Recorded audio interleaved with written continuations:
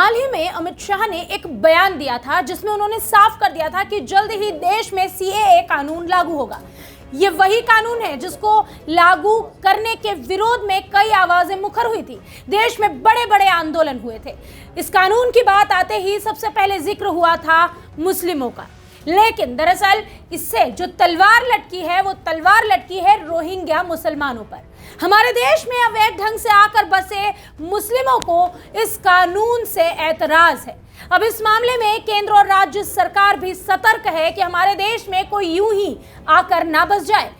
हाल ही में एटीएस ने भी इस मामले में एक बड़ा कदम उठाया और रोहिंग्या मुसलमानों को देश में पनाह देने वाले मास्टरमाइंड को गिरफ्तार कर लिया। उत्तर प्रदेश की पुलिस ऐसे अपराधियों पर लगातार नकेल कस रही है जो देश में गैर वाजिब हरकतों में शामिल हैं या इस तरह की कारनामों को अंजाम दे रहे हैं। हाल ही में एटीएस ने रोहिंग्याओं को देश में बसाने वाले सिंडिकेट मास्टरमाइंड अबू सालेह को पकड़ लिया है। उत्तर प्रदेश पुलिस की एंटी टेररिस्ट स्क्वाड यानी कि एटीएस ने रोहिंग्याओं को अवैध रूप से देश में बसाने वाले सिंडिकेट के मास्टरमाइंड अबू सालेह को गिरफ्तार किया। सालेह मंडल पश्चिम बंगाल का रहने वाला है और एक एनजीओ चलाता था जिसमें वो देश दुनिया से फंडिंग लिया करता था और इस फंड का इस्तेमाल हमारे देश में आतंकवाद को बढ़ावा देने और रोहिंग्याओं को बसाने में किया करता था। यूपी एटीएस ने 50,000 इनामी अबू सालेह मंडल के पास से नकदी और मोबाइल फोन बरामद किए हैं। हालांकि पुलिस ने कहा कि सिर्फ 1 लाख रुपए ही बरामद हुए हैं। मंडल ने यूपी के देवबंद स्थित मदरसे से पढ़ाई की है। वो सिंडिकेट बनाकर म्यांमार से आने वाले रोहिंग्या मुसलमानों के लिए अवैध और फर्जी भारतीय दस्तावेज बनाकर उन्हें भारत के अलग अलग शहरों में बसाता था।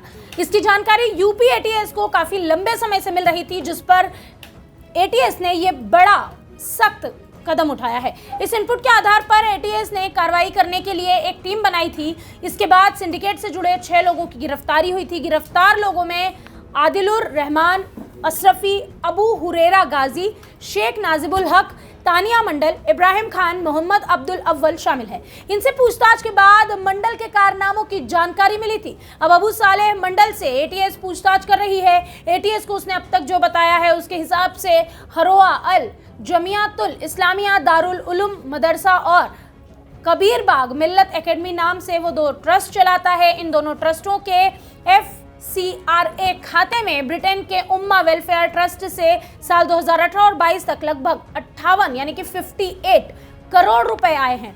उम्मा ट्रस्ट को आतंकी गतिविधियों में शामिल होने और उनकी मदद करने के कारण अमेरिका पहले ही प्रतिबंधित कर चुका है। इस तरह से ये साफ है कि अबू सालेह भारत में इस तरह की वारदातों को अंजाम देने के लिए रोहिंग्या मुसलमानों को गैर कानूनी ढंग से हमारे देश में पनाह देता था।